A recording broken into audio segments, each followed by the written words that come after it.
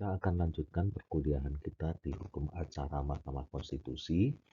Hari ini kita mempergunakan situs kuliah dan channel YouTube. Jadi silakan saudara-saudara buka di situs kuliah, kemudian Anda ngeklik channel YouTube saya. Nah, kalau ada beberapa hal yang mau ditanyakan, silahkan saudara-saudara bisa mempergunakan WhatsApp gitu ya untuk saling diskusi karena yang kuliah hanya sedikit. Baik, kita akan coba hukum acara peradilan konstitusi, kita akan bahas mengenai silabi dan kira-kira bagaimana sih sistematika yang ada di dalam konteks hukum acara peradilan konstitusi serta bagaimana letak hukum acara peradilan konstitusi itu yang sebenarnya itu dalam sistem ketatanegaraan atau sistem hukum tata negara itu kayak apa gitu. Kita lanjutkan, tunggu yang berikut ini.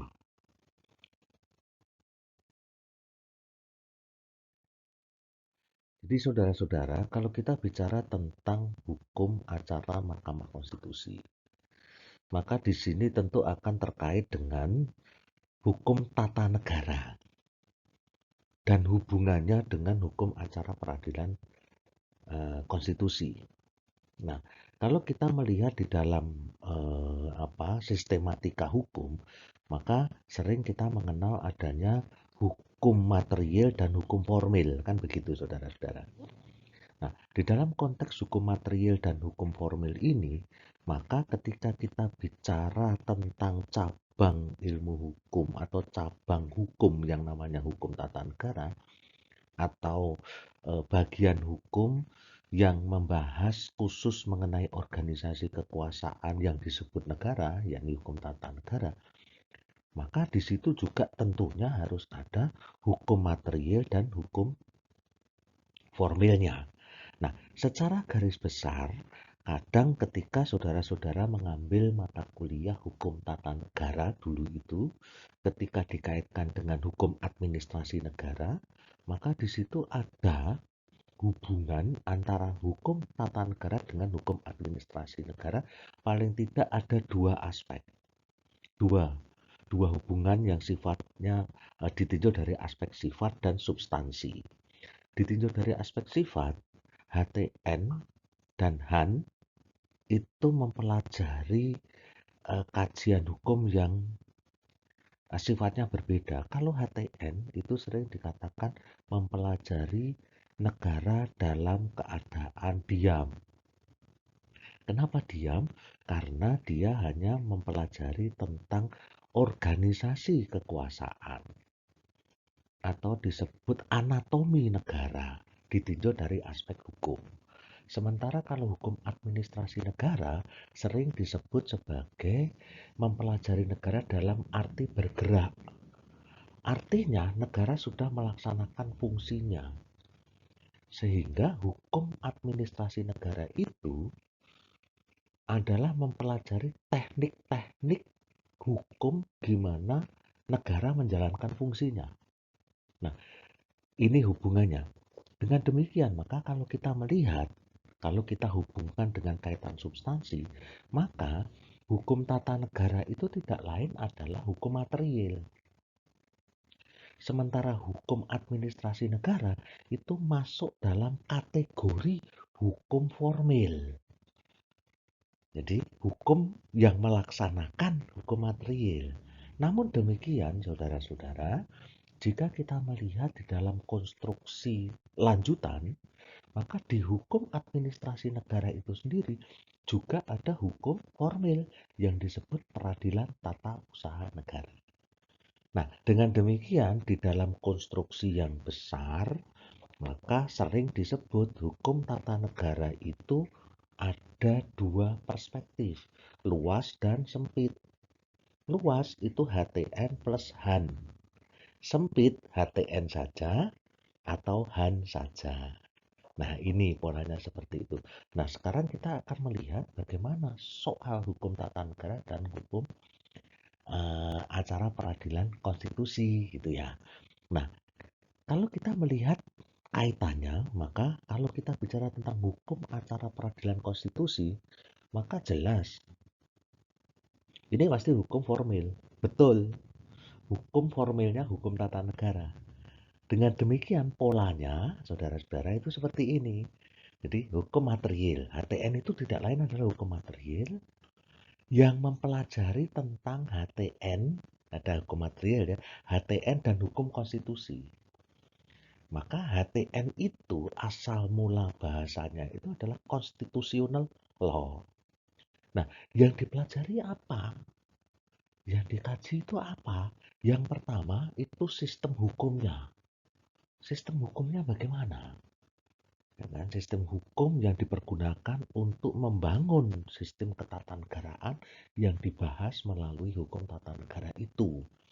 Yang kedua, dasar-dasar dalam konteks bernegara. Yang ketiga, itu adalah warga negara. Hubungannya antara negara dan warga negara itu kayak apa? Apakah ini satu entitas atau kedua entitas yang berbeda antara satu dengan yang lain? Kemudian yang ketiga, itu tidak lain adalah kelembagaan negara. Maka kalau saudara-saudara melihat hukum tata negara itu adalah sekumpulan peraturan baik tertulis maupun yang tidak tertulis yang mengatur organisasi kekuasaan yang disebut negara. Kan begitu. Nah, yang diatur apa? Yang pertama, bentuk negara yang dikehendaki. Yang kedua, alat-alat perlengkapan negara yang dibutuhkan. Yang ketiga, hubungan antar alat perlengkapan negara, baik itu hubungan yang sifatnya vertikal maupun yang horizontal. Kemudian berikutnya adalah warga negara. Ya kan? Yang ketiga adalah biasanya masuk dalam kategori hak asasi manusia. Nah, inilah hukum material. Gitu ya. Inilah hukum material dari hukum tata negara. Nah, untuk menyelenggarakan itu dibutuhkan hukum formil. Maka di situ ada hukum acara peradilan konstitusi. Nah, di dalam konteks Indonesia, hukum acara peradilan konstitusi itu ada 5 kewenangan Mahkamah Konstitusi. Yang pertama itu adalah pengujian undang-undang. Yang kedua, sengketa kewenangan lembaga negara. Yang ketiga, perselisihan hasil pemilihan umum. Yang keempat, pembubaran parpol. Yang kelima, pemakzulan presiden dan wakil presiden. 5 kewenangan ini sifatnya sangat paradigmatik. Artinya, 5 kewenangan utama di dalam konteks hukum acara peradilan MK, peradilan konstitusi yang dilaksanakan oleh MK, ini adalah cakupannya menyangkut paradigma ketatanegaraan yang paling inti. Dan oleh sebab itulah dipegang oleh Mahkamah Konstitusi. Mengapa paling inti? Pengujian undang-undang. Pengujian undang-undang itu inti karena apa? Pertama, ditinjau dari aspek kewenangannya, lembaga yang berwenang itu merupakan produk hukum hasil kerjasama antara DPR dan Presiden. Keduanya tidak lain adalah representasi rakyat, representasi di bidang wakil, di bidang perwakilan, dan representasi di bidang pemerintahan. Itu yang kedua, yang pertama. Yang kedua, pengujian undang-undang. Kenapa undang-undang? Karena undang-undang itu sebetulnya menerjemahkan secara legal formal ketentuan undang-undang dasar ke produk hukum yang lebih rendah tingkatannya. Nah, dengan demikian, saudara bisa melihat bahwa ini sangat paradigmatik. Kemudian yang kedua, sengketa kewenangan lembaga negara. Juga paradigmatik. Ada persoalan di situ yang harus diselesaikan oleh lembaga yang memiliki kewenangan kuat. Mengapa? Karena di dalam Undang-Undang Dasar 45 dikatakan kedaulatan adalah di tangan rakyat dan dilaksanakan menurut Undang-Undang Dasar. Dalam Undang-Undang Dasar yang lama sebelum amandemen kan bunyinya kedaulatan ada di tangan rakyat dan dilaksanakan sepenuhnya oleh Majelis Permusyawaratan Rakyat. Ada lembaga penyelenggara kedaulatan rakyat. Tapi yang sekarang setelah Undang-Undang Dasar 45 di amandemen berbunyi kedaulatan adalah di tangan rakyat dan dilaksanakan menurut Undang-Undang Dasar. Pertanyaannya, dari aspek kelembagaan, siapa yang menyelenggarakan kedaulatan rakyat? Lembaga-lembaga negara itulah yang dalam implementasinya, ya kan, bisa menganggap dirinya merupakan representasi kedaulatan rakyat. Sehingga kadangkala kewenangannya itu bisa merambah kepada kewenangan lembaga yang lain. Akhirnya terjadilah sengketa kewenangan lembaga negara. Harus ada lembaga yang mampu menyelesaikan, yang menjadi check and balances, yakni Mahkamah Konstitusi. Yang ketiga, disebut paradigmatik karena apa? Perselisihan hasil pemilihan umum ini sangat krusial karena apa?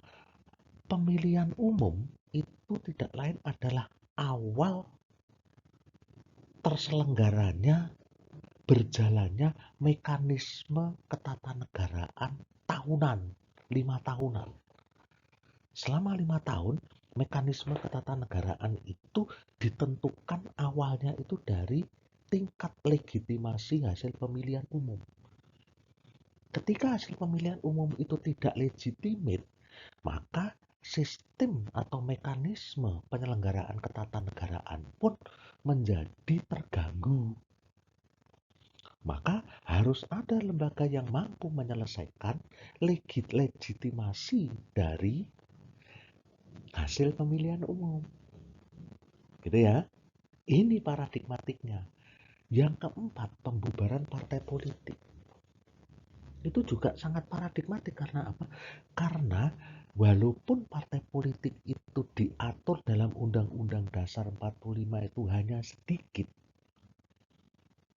Kalau Anda hitung mungkin sekitar tiga ketentuan. Yang saya ingat, pemilihan umum untuk anggota Dewan Perwakilan Rakyat, ada peserta pemilu untuk DPR dan DPRD, itu adalah partai politik. Yang pertama. Yang kedua, calon presiden dan wakil presiden diajukan oleh partai politik atau gabungan partai politik. Disebut partai politik. Yang ketiga, kebebasan berserikat dan segala. Ada 3 kalau saya nggak salah di dalam Undang-Undang Dasar 45. Silakan nanti saudara-saudara ngecek di dalam Undang-Undang Dasar 45 itu partai politik itu disebut berapa kali. Nah, dengan demikian partai politik walaupun disebut sedikit, namun ini adalah sebuah organisasi infrastruktur politik yang memberikan supporting bagi rekrutmen kepemimpinan nasional yang mengisi lembaga negara, khususnya parlemen dan pemerintahan. Kendati di dalam pelaksanaannya, saudara-saudara bisa melihat bahwa parlemen ini mempunyai posisi yang sangat menentukan. Kita ambil contoh, DPR itu isinya kan representasi partai politik, harus diakui. DPR adalah representasi partai politik. Kewenangan DPR salah satunya adalah mengajukan 3 hakim Mahkamah Konstitusi. Ya kan? 9 hakim Mahkamah Konstitusi itu kan bisa berasal dari Mahkamah Agung, Presiden, dan DPR. Ada 9 hakim Mahkamah Konstitusi. DPR masuk. Yang kedua, Mahkamah Agung, Hakim Agung. Setelah dilakukan uji macam-macam oleh Komisi Yudisial, kemudian Komisi Yudisial menyerahkan kepada DPR, DPR melakukan fit and proper test lagi terhadap calon yang diajukan oleh Komisi Yudisial. Artinya DPR yang isinya orang-orang politik, isinya representasi politik, ikut terlibat di dalam konteks penentuan siapa yang menjadi hakim agung. Ya kan, KPK, Kapolri. Jadi Komisi Yudisial. Jadi kalau Komisi Yudisial 7 orang ini setelah dilakukan tes oleh pansel, panitia seleksi, dan kemudian diajukan oleh Presiden 7 orang, Presiden mengajukan kepada DPR untuk dimintakan persetujuan. Ya, nah persetujuan itulah yang kemudian Presiden partai politik mempunyai kata akhir dalam konteks persetujuan. Anda bisa melihat tahun 2015 sampai dengan 2020 itu 7 orang diajukan oleh Presiden, ya kan ada 1 atau 2 orang yang kemudian tidak disetujui oleh DPR. Akhirnya apa? Presiden mengajukan calon lagi. Artinya apa? Partai politik yang kemudian ini merupakan supporting atau supporting bagi lembaga politik yang namanya DPR, ya kan, itu menduduki posisi yang sangat-sangat signifikan. Dan oleh sebab itulah untuk membubarkan partai politik tidak serta-merta dilakukan oleh pemerintah. Harus ada lembaga yang mempunyai kewenangan untuk itu. Siapa? Mahkamah Konstitusi. Inilah paradigmatiknya pembubaran partai politik. Yang kelima, pemakzulan presiden. Presiden itu sebagai kepala negara dan kepala pemerintahan sekaligus dia itu adalah representasi kedaulatan rakyat di bidang pemerintahan. Dengan sistem presidensial, maka presiden tidak bisa dihentikan oleh keputusan DPR, keputusan parlemen. Nah, untuk menghentikan, maka harus ada mekanisme, ya kan, melalui impeachment. Mengapa? Karena presiden inilah penyelenggara negara, penyelenggara eksekutif negara yang tertinggi. Maka untuk memberhentikan tidak serta-merta seperti di model parlementer. Harus ada mekanisme, ya kan, mekanisme hukum, tidak serta-merta mekanisme politik. Ya kan, selama ini kalau kita lihat sebelum ada Mahkamah Konstitusi, penghentian presiden itu mempergunakan mekanisme politik. Soekarno dihentikan dengan mekanisme politik. Nawaksaranya ditolak. Ya kan? Belum ada proses proses peradilan. Gitu kan? Pak Harto mengundurkan diri. Belum sempat dilakukan mekanisme penghentian, tapi beliau mengundurkan diri. Gus Dur, Abdurrahman Wahid mempergunakan mekanisme politik. Padahal belum ada keputusan hukum yang menegaskan Gus Dur ini salah atau tidak. Jadi politis. Maka amandemen Undang-Undang Dasar 45 menegaskan bahwa untuk menghentikan presiden harus ada mekanisme hukum terlebih dahulu. Karena mekanisme hukum itulah yang bisa memberikan jaminan akan kepastian tentang salah tidaknya seorang presiden. Melanggar hukum atau tidak. Baru setelah itu ada mekanisme politik melalui sidang istimewa untuk menghentikan presiden setelah ada putusan Mahkamah Konstitusi. Nah, inilah kalau kita lihat saudara-saudara, 5 wewenang yang dimiliki oleh Mahkamah Konstitusi dalam kerangka hukum acara peradilan konstitusi bersifat sangat paradigmatik. Dicatat, siapa tahu dalam ujian keluar, jelaskan mengapa 5 wewenang Mahkamah Konstitusi bersifat sangat paradigmatik dalam konteks sistem ketatanegaraan. Catat ya, pertanyaannya dan kemudian jawabannya silakan minggu depan, ya kan, minggu depan kita diskusikan, entah lewat Teams, entah saudara-saudara nanti menyusun jawaban itu kemudian diupload di situs kuliah ini. Nah, inilah gambarannya. Nah, dari gambaran semacam itu, kita akan coba melihat silabinya, proses bahan-bahan yang akan kita lakukan dalam dalam kuliah nanti. Maka, tunggu yang satu ini.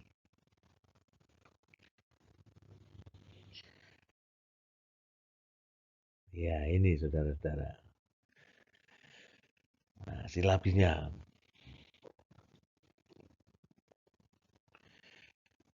Yang pertama, nanti pengantar, itu nanti pengertian dan ruang lingkup, gitu ya.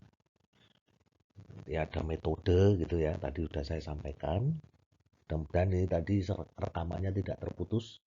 Kemudian berikutnya, kita akan membicarakan Mahkamah Konstitusi dan hukum acara peradilan konstitusi, pembentukan MA, MK, kedudukan fungsi dan wewenang MK, sumber hukum acara peradilan MK gitu ya. Nah, kemudian selanjutnya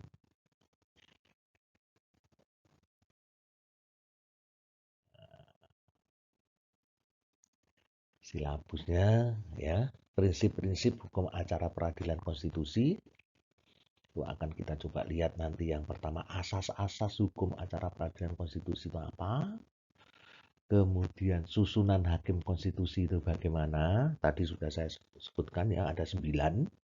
Ya kan, 9 itu masing-masing lembaga 3, Mahkamah Agung 3, mengajukan 3, Presiden mengajukan 3, DPR juga mengajukan 3, sehingga ada 9 hakim konstitusi gitu ya.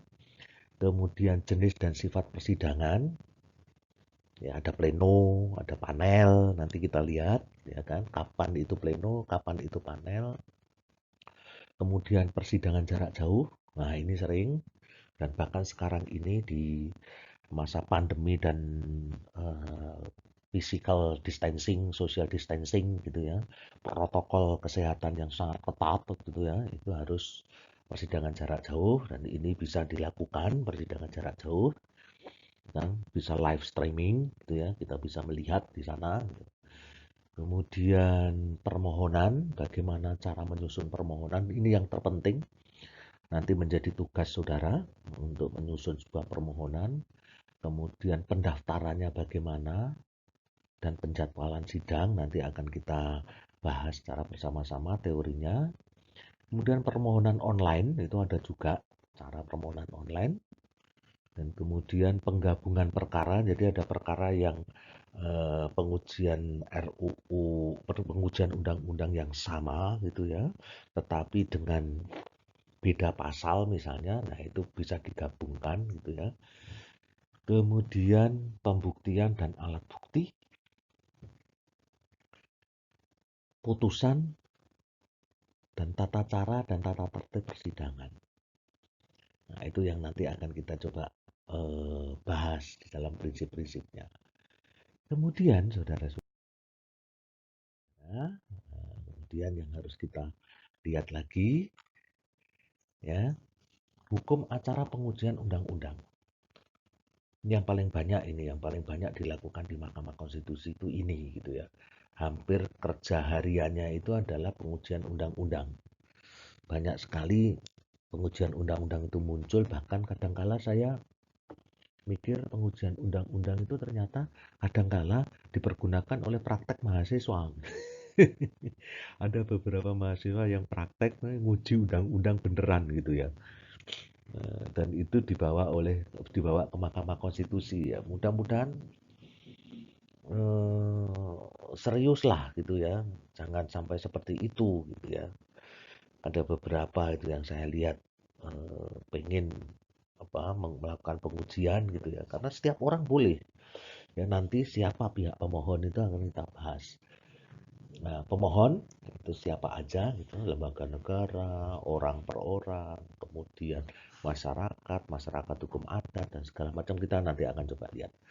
Kemudian permohonan, bagaimana menyusun permohonan itu gitu ya. Saudara-saudara nanti bisa bisa bisa menyusun dengan eh, nanti kita diskusi sama-sama untuk penyusunan itu. Tentukan dulu undang-undang mana yang akan kita lakukan pengujian terhadap undang-undang dasar, kemudian alat buktinya apa saja, kemudian pembuktiannya bagaimana yang harus dilakukan, kemudian putusannya seperti apa, kemudian akibat hukum dan pelaksanaan putusan. Nah, ini kemudian selanjutnya saudara-saudara yang harus kita lihat di dalam konteks ini itu adalah hukum acara sengketa kewenangan lembaga negara. Apa aja yang akan bahas? Kelembagaan negara dan sengketa konstitusional lembaga negara itu kayak apa sih? Lembaga apa saja yang bisa masuk dalam persengketaan dan itu legal standing.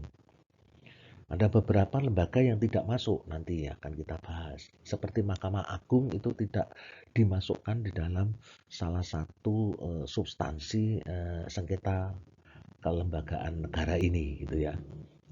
Kemudian pemohon itu siapa saja, kemudian permohonannya bagaimana, termohon itu siapa gitu ya. Tentunya ini antar lembaga negara kan harusnya. Kemudian pihak terkait itu siapa saja gitu ya. Dan kemudian alat buktinya bagaimana, pembuktiannya kayak apa, ya kan? Dan kemudian putusannya bagaimana, akibat hukum dan pelaksanaan putusannya bagaimana. Nah, ini nanti akan kita coba telusuri secara bersama-sama. Selanjutnya, saudara-saudara, itu terkait dengan hukum acara perselisihan hasil pemilihan umum. Kita akan coba lihat terlebih dahulu jenis-jenis pemilu. Ya kan? Ada pemilu legislatif, ada pemilu kada, ya kan? Kemudian ada pemilu presiden dan wakil presiden.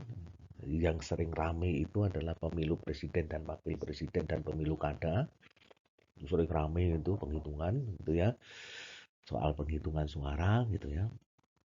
Kemudian jenis-jenis sengketa pemilu, ya kan? Ada sengketa administratif gitu ya. Nah, nanti kan ada polanya nih. Karena di dalam pemilu itu ada beberapa yang bisa diselesaikan. Ada yang diselesaikan oleh Bawaslu, ada yang diselesaikan oleh peradilan biasa, ada yang diselesaikan sampai ke tingkat Mahkamah Konstitusi. Nah, itu. Kemudian sengketa hasil pemilihan umum, polanya kayak apa, hitung-hitungannya bagaimana, dan biasanya kalau sengketa pemilihan hasil pemilihan umum ini, saudara-saudara, ini bermain data. Jadi bermain data, bermain hitung-hitungan, bermain bukti gitu ya. Nah, ini yang kadang-kala memang menyulitkan bagi seorang sarjana hukum, karena sarjana hukum itu kadang-kadang untuk bermain data, angka-angka itu kadang-kadang sudah malas terlebih dahulu. Tapi harus saudara lakukan, karena bagaimanapun juga ketika saudara nanti berpraktek sebagai seorang advokat, kadang-kadang ada yang minta supaya tolong dong saya didampingi untuk menggugat ke Mahkamah Konstitusi karena saya dicurangi nih, ya itu kan. Anda harus mau. kemudian pemohon itu siapa, permohonan itu bagaimana penyusunannya, permohon dan pihak terkait, kan? Biasanya kan seperti ini, ada pihak terkait yang sama-sama merasa dirugikan, gitu ya. Alat buktinya, ya kan? Alat buktinya itu apakah media massa online bisa atau tidak, gitu ya. Seperti yang kemarin itu, media online dipakai semua, gitu. Media online bisa dipergunakan, tapi itu kan hanya indikasi. Harus ada keterkaitan antara media online itu dengan hasil, gitu ya. Apakah betul, gitu ya, media online yang mengatakan seperti ini berkaitan dengan hasil, misalnya apakah betul saya sebagai kontestan, gitu ya, eh, mengadakan pertandingan ketika kampanye itu mengadakan pertandingan dan menyumbang beberapa rumah ibadah, gitu ya, itu ada hubungan yang signifikan terhadap perolehan suara saya. Ini kan harus dibuktikan nih. Tidak hanya sekedar ini nyumbang, wah naik, ya, tapi harus dilihat signifikansinya bagaimana. Nah ini yang paling sulit nanti. Kemudian pembuktiannya bagaimana, putusannya kayak apa, akibat hukum dan pelaksanaan putusan. Nah, dilanjut. Selanjutnya, saudara-saudara, ini adalah berkaitan dengan hukum acara pembubaran partai politik. Kedudukan fungsi parpol, ya kan? Nah, nanti kita akan bahas terlebih dahulu kedudukan dan fungsi parpol itu kayak apa. Kemudian konstitusionalitas partai politik, seperti tadi yang sudah saya sampaikan, sejauh mana sifat konstitusionalitas dari partai politik itu, ya kan? Nah, kemudian pemohon, permohonan, termohon, termohon itu tentunya adalah partai politik yang mau dibubarkan, saudara-saudara. Pemohon itu adalah yang ingin partai politik itu dibubarkan. Nah, kita nanti akan coba lihat alat buktinya, kemudian pembuktiannya kayak apa, putusannya bagaimana, dan kemudian akibat hukum dan pelaksanaan putusan. Ini saudara-saudara. Nah, kemudian yang terakhir, ya, yang terakhir tidak lain adalah terkait dengan hukum acara memutus pendapat DPR soal pemaksulan. Jadi presiden itu kan bisa diberhentikan jika DPR itu berpendapat bahwa presiden telah melakukan pelanggaran hukum berat, pengkhianatan terhadap negara. Nah, kemudian minta kepada MPR untuk memerintahkan MK supaya memeriksa presiden. Nah, pemaksulan presiden dan wakil presiden kan.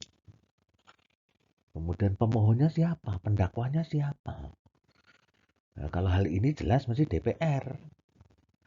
Ya kan? DPR melihat presiden melakukan pelanggaran hukum berat, gitu kan? Kemudian pemohonnya, ya kan? Kemudian termohonnya jelas mesti presiden atau wakil presiden. Alat buktinya bagaimana? Pembuktiannya kayak apa? Putusannya kayak apa? Akibat hukum dan pelaksanaan putusan. Nah, ini kita coba nanti akan lihat. Tetapi saudara-saudara, yang akan kita praktekkan dari 5 ini itu yang paling banyak dilakukan ya ini pengujian undang-undang. Ya, nanti saudara-saudara membuat tugasnya itu berkaitan dengan permohonan pengujian undang-undang saja. Kalau pemaksulan kan nggak mungkin gitu ya. Pembubaran partai politik ya sulit, ya kan. Kemudian sengketa kewenangan pemilu ya kasusnya juga harus kita cari lebih konkret lagi gitu ya. SKLN ya belum tentu ada gitu dan belum tentu terjadi sampai sekarang kan sulit ini jarang terjadi. Nah itu. Selanjutnya saudara-saudara,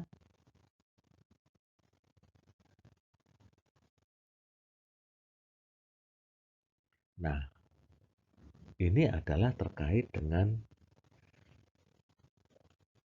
bahan bacaan. Bahan bacaan yang saya wajibkan itu tolong nanti saudara cari di toko buku ya. Nah, ujiannya adalah open book pasti karena online. Maka saudara-saudara bahannya ya dari buku-buku ini. Yang pertama, Abdul Mukti Fajar, Hukum Konstitusi dan Mahkamah Konstitusi. Yang kedua, Pak Jimli Asidiki, model-model pengujian konstitusional di berbagai negara. Saya belum mengeluarkan buku ini. Saya belum mengarang buku, belum ada kesempatan saudara-saudara. Mudah-mudahan nanti kalau sudah ada kesempatan, ya kan, saya bisa membuat buku. Jadi tidak hanya sekedar buku hukum tata negara, tapi juga buku tentang hukum acara Mahkamah Konstitusi. Dan rencananya saya juga akan membuat buku tentang pendidikan kewarganegaraan lah, karena saya ngajar di sana gitu ya, ngajar di pendidikan kewarganegaraan. Mudah-mudahan ada waktu yang bisa saya pergunakan. Kemudian hukum acara pengujian undang-undang masih Pak Jimli Asidiki. Kemudian Pak Jimli sengketa kewenangan lembaga negara juga Pak Jimli Asidiki. Masih Pak Jimli kemerdekaan bersikap pembubaran partai politik dan Mahkamah Konstitusi, Prof. Jimli Asidiki. Banyak sekali memang Prof. Jimli mengarang. Nah, saya yang punya ini Pak Marwara Siahaan, mantan Hakim Konstitusi juga, hukum acara Mahkamah Konstitusi Republik Indonesia, dan Mas Muhammad Ali Syafaat. Ini sekarang beliau menjadi dekan Fakultas Hukum Universitas Brawijaya. Teman juga saya kenal baik dengan Mas Ali Syafaat ini. Hukum acara Mahkamah Konstitusi. Selanjutnya bahan hukum kalau nggak salah ini. Ya, saudara-saudara, ini bahan hukum yang saudara-saudara harus miliki. Undang-Undang Dasar 45 jelas. Ini adalah buku pinter warga negara Indonesia harusnya memiliki Undang-Undang Dasar 45. Undang-Undang Nomor 24 Tahun 2003 tentang Mahkamah Konstitusi. Rencananya kelihatannya akan dilakukan perubahan. Kemudian Undang-Undang 32 junto Undang-Undang tentang pemerintahan daerah. Ya, ini 32 tahun 2004. Ini udah diubah ini undang-undangnya ini. Sorry, masih lama.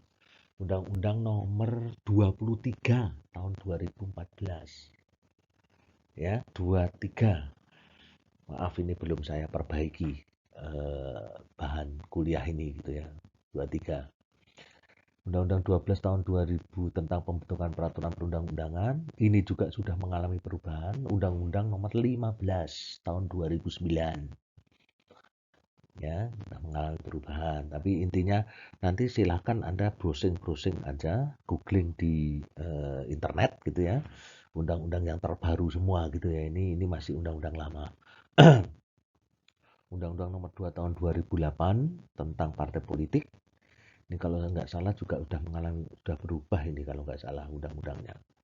Ya nanti tolong dicari ya. Intinya itu aja judulnya Undang-Undang tentang MK, dicari di googling aja ya. Atau di browsing di internet. Banyak itu. Kemudian Undang-Undang nomor 10 tahun 2008 tentang pemilu legislatif DPR, DPD dan DPRD gitu ya. Ini nanti tapi kelihatannya sudah mengalami perubahan ini. Undang-undang ini harus mulai sudah mengalami perubahan, tolong Anda cari juga. Kemudian undang-undang tentang pemilu presiden dan wakil presiden. Ya, silakan. Ini kalau ada perubahan juga tolong dicari perubahannya. Ya, intinya undang-undang tentang MK, undang-undang tentang Pemda, undang-undang tentang pembentukan peraturan perundang-undangan, undang-undang tentang parpol, undang-undang pemilu DPR, DPD dan DPRD, gitu ya, undang-undang tentang pilpres, ya, itu pemilu kada juga tentunya, gitu ya. Nah, selanjutnya bahan hukum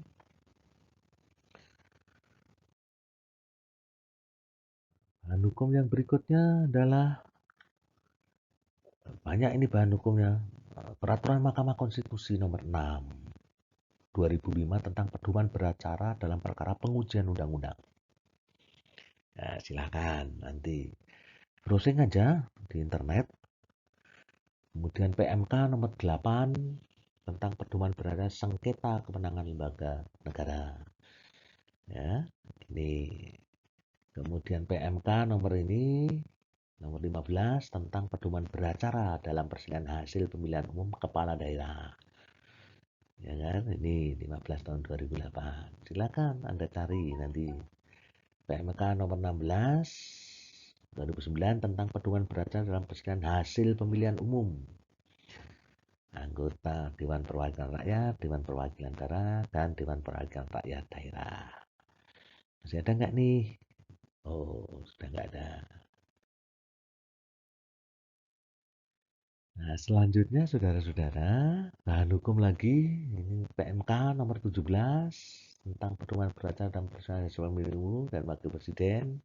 Ini 2009 gitu ya. Kelihatannya ada perubahan nggak ya? Coba nanti cari aja gitu ya. Kemudian PMK nomor 18 tentang pedoman pengajuan permohonan elektronik dan pemeriksaan persidangan jarak jauh. Nah, ini ada pedomannya. Nanti Anda coba lihat di sana ya. Kemudian PMK nomor 19 tentang tatip persidangan. Jadi tata tertib persidangan di Mahkamah Konstitusi sangat ketat, saudara-saudara. Sangat ketat. Dan saya harus respect dan hormat karena hakim MK itu masih memiliki aura kewibawaan yang cukup besar. Terus terang, ya kan? Hakim MK itu, kalau kita masuk di peradilan MK itu, saya harus angkat topi karena memang aura kebesarannya itu memang nampak di sana gitu ya. Jadi dan tata tertibnya memang juga sangat sangat ketat sekali di sana gitu ya. Mudah-mudahan kalau nggak ada pandemi COVID gitu ya, kita bisa study tour ke sana gitu ya, melihat bagaimana persidangan dilakukan di sana. Nah, itu. Kemudian PMK nomor 21 2009 tentang pedoman beracara dalam memutus pendapat DPR mengenai dugaan pelanggaran hukum oleh presiden dan wakil presiden. Itulah saudara-saudara kuliah kita.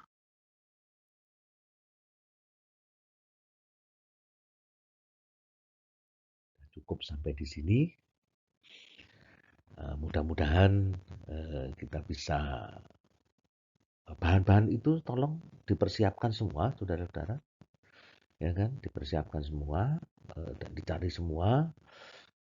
Besok pertemuan yang akan datang atau pertemuan kapan, saya akan coba melihat apakah saudara-saudara sudah sambil diskusi gitu nanti di Teams. Sambil diskusi Anda tunjukkan ini Pak, ini Pak, ini Pak, ini Pak, bahannya gitu ya. Baiklah saudara-saudara, sekian dan terima kasih. Sampai jumpa di kuliah yang akan datang. Salam sehat selalu, tetap semangat, dan jangan lupa mencentang topik supaya Anda tercatat masuk dalam presensi. Ya, demikianlah saudara-saudara, akhir dari kuliah saat ini. Saya mohon Anda tetap sehat, ya kan? Tetap jaga stamina supaya kelak di kemudian hari kita bisa bertemu kembali. Sampai jumpa.